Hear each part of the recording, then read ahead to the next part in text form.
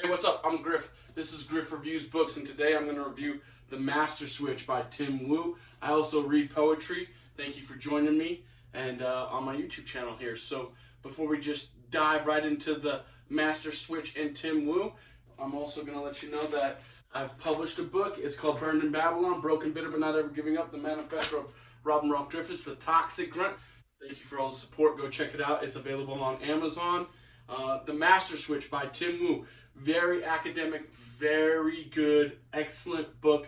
We're going to get right into it right now. So this book is about technology and the 20th century and how it evolved and developed and intertwined with society and government quite a bit. So buckle up. This is the January book review for Griff Reviews Books, not Griff Burns Books. And it's coming at you right now. So, other titles for this book, we'll just gloss over the theme very quickly. How the internet needs to be different from all other information and communications technologies. The separation principle. So, if you're looking for hot button words for Tim Wu here and his amazing book, The Separation Principle is a good one to look up. And what this book is really asking is the internet going to be different than other technologies, information technologies, specifically communication technologies like the telephone and the telephone network and how that developed inside America and inside American government. Tim Wu, amazing author. This book is robust. It has a big index section, a huge note section. There's lots and lots of references to very well written academic historical commentary about the 20th century, early 20th century. And it's really good. There's 5 sections in this book. The first 3 sections kind of are more telling about the history of monopolies and conglomerates in the United States. AT&T is one, the Bell Companies, Hollywood is another one. Very detailed, very well written. This book is excellent. You could teach a college course off this book. It is extremely well written. And Tim Wu, for his credit, gets into the nuance and the details of all of these stories. But 5 sections, the first 3 sections is pretty much detailed history of early 20th century monopolies. And then he gets into some more contemporary monopoly history and where he's talking about technology. So let's jump to page, we're going to jump to page 304 here in the text real quick.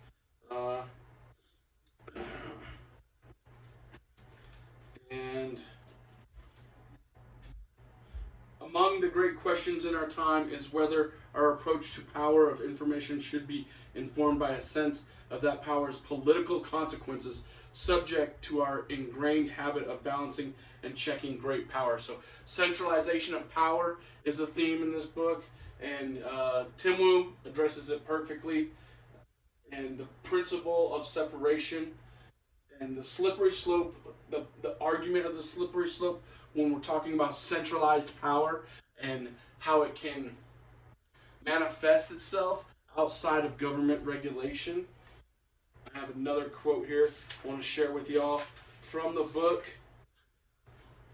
And this is talking about pollsters. And I'll just read the quote. Every pollster knows it's a matter of how you put your question. Do you want freedom? Sure. Would you settle for a little less in exchange of having all of Hollywood and New York's finest content at your command? And so that is the theme, to a certain extent, of this book, talking about technology. Extremely well written book. And also, let's see, there's a good question here when I'm going to get to it. The history is spot on. So if we just dive right into it and show some of the history. For example, here on page 134, I have where he talks about a story about the man who invented the FM radio, which is a tragic story in the ending, actually, because the man who invented the FM radio, Edwin Armstrong, actually commits suicide on January 13th from his 13th floor Manhattan apartment. So it wasn't on January 13th. It was from his 13th floor Manhattan apartment. But the man that developed FM radio because of these conglomerate controls didn't really get to see the incentives of that invention. Didn't really get the benefits of being a successful inventor. It was kind of robbed from him by big business and big government, to say the least. And that's what the Master Switch is about. There's also a great use of diagrams and images in this book.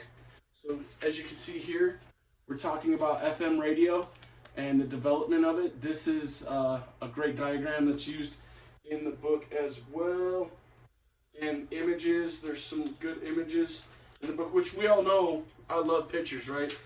Because, you know, reading is hard, especially for marine grunts like this guy. So pictures are always helpful. And there's lots of good diagrams and numbers and data all across this book that I definitely suggest everyone go check out. And decentralization is also kind of a theme. And that's what Tim Wu talks about when he talks about the separation principle. So if you're looking for a quick buzzword for this book, the separation principle is important in the development of the internet, because the internet needs to be different so that the cycle of conglomerates and monopolies doesn't overtake the internet and information in totality and just deliver us into this dystopia of technology, which could be happening. The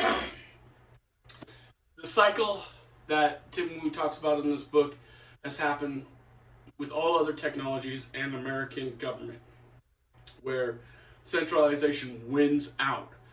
Big government, big business interests win out. They conquer the little guy. Tim Wu is saying that possibly the internet might be different, and he calls Google the quote-unquote master switch of the internet. And he also references the Sherman Act and some FISA stuff about FISA courts and secret courts and wiretapping and spying. That's all in the 5th section, which is very good. Like I said, this is a very well-written book. It's robust. It's academic. There's tons of good quotes in it. Back to my notes. My favorite quote is actually on page 99. And Tim Wu here quotes one of my all-time favorite authors, Aldous Huxley, here when talking about conglomerates and kind of corruption and all kinds of stuff. And here is Tim Wu quoting Aldous Huxley from The Brave New World. In 3000 AD, wrote Huxley, one will doubtless be able to travel from Kansas City to Peking in a few hours, but if the civilization of these two places is the same, there will be no object in doing so. And so he quotes Huxley a couple times and gets really into the granular details about 20th century monopolization of the telephone. First 3 sections, and then the next 2 sections, section 4 and section 5, talk about technology, contemporary technology, and where it's going to lead us to, possibly, if we don't do something about it now. Like I said, he talks about FISA warrants and the Sherman Act. Lots of stuff in there about that stuff. Lots of fun government and big business. This book delivers a holistic and complete history of big business corruption in the 20th century America. That's the best way I could put it. There is a question here where Tim Wu is asking, and I want to see if I can get to that question, because it is an important question. So it talks about competition as well, and where the Sherman Act was supposed to protect competition in the 20th century. It actually did the opposite of that in some cases, especially with AT&T and some other big conglomerates. Disney, just to name a few. So to quote here, with no clear standard of response to anti-corruption behavior, the application of the Sherman Act, a relatively rare and extreme step, is largely discretionary. So what he's saying there is that the Sherman Act is just kind of not altruistic and applied with a double standard.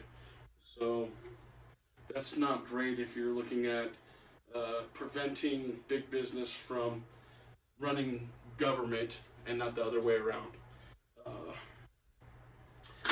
And so will the internet be different? Will the internet be different than all other technologies previously that came before it? Will it stop centralization and monopolization of an information economy? And that's what Tim Wu's writing about. I highly suggest everyone check it out. Great book, 5 sections in here. Lots of really cool history about America and very well written. You could also say how the internet would be different in a million fancy words. That could be a title for this book. Essentially, go read it yourself. Check it out. Tim Wu is an amazing author. And I have reviewed Tim Wu's Master Switch. That was the book for January. Stay tuned. We are going to have another book for February. And I promise I'll get this one done on time. This is The Storm of Steel. So if you've ever read this, Ernst Jünger, German philosopher, World War I German soldier. So this should be pretty good, going back into kind of the war motif for me. And I'll get this reviewed for everybody on the end of February sometime. I'm busy. I've been super busy. Also writing poetry, so let's get to that. This is my poem, working title, working poem, right now unpublished. And it's just gas, gas, gas. We sailed to Kuwait. We did a lot of hurry up and wait while American leaders debate. War was where we knew we would relocate. In our Spartan-like camp, Marines played games to entertain and distract. There was a huge grappling match. MRE bombs placed inside each other's tent hatch. An MRE bomb sounds like a dangerous thing. There is Tabasco and a heater so we can have something warm to eat. This was our own WMD, weapon of mass distraction. We all had been training to be cannon fodder for a real WMD. Scud missile drill, Scud missile drill, Scud missile drill. Meal ready to eat. Put enough hot sauces in these heaters from the MRE. A noxious toxic gas comes from the. Put it in a tent and it becomes a legendary thing. Gas, gas, gas. The signal gave to me. The whole camp goes out to mop layer 4. Because this game my platoon was playing, bombing each other's tent with MREs, we made it into our own game. And I'm working more, like I said, gas, gas, gas. That's about an experience I had in Camp Shoop in 2003, right before we invaded Iraq, where the whole camp went to mop level 4 because of a game some of us were playing. And also I'm going to read to you a poem out of my book, Burned in Babylon, Broken, Better But Not Ever Giving Up, the Manifesto of Robin Rolfe Griffiths, The Toxic Grunt. I want to read to you Persona Non Grata, which is one of my favorite poems. And it's about an experience I had while I was in college, actually, and an English teacher of mine had returned some of my work, and I didn't necessarily agree with her evaluation of it, but it is what it is. This is Persona Non Grata from Burned in Babylon. That's why you don't get it. You're brainwashed and ignorant. The Marines made you incapable. The hero's journey is beyond you. The culture and society has canceled you. Listen, here's your C. Don't debate me. You were made for baby killing. Here you go, Marine. I sat there and took it, contemplating appealing it. My work is better than a C-. I just accept it. Kinda believed it. Am I what she thinks? What do they think of me? I care too much about opinions of sheep. What other people think of me? I didn't kill many babies. I wasn't brainwashed. I enjoyed being an infantry marine. This is why this English professor hated me. Her hate will never define me. I'm the hospitalilla guy. Fuck this commie. That's from my book, Burned in Babylon. Thank y'all for watching. Go check out Tim Wu's book, The Master Switch. It is amazing. Follow me here. Griff reviews books, The Storm of Steel, Ernst Jünger coming at you in February. Everyone be good to each other. Griff out.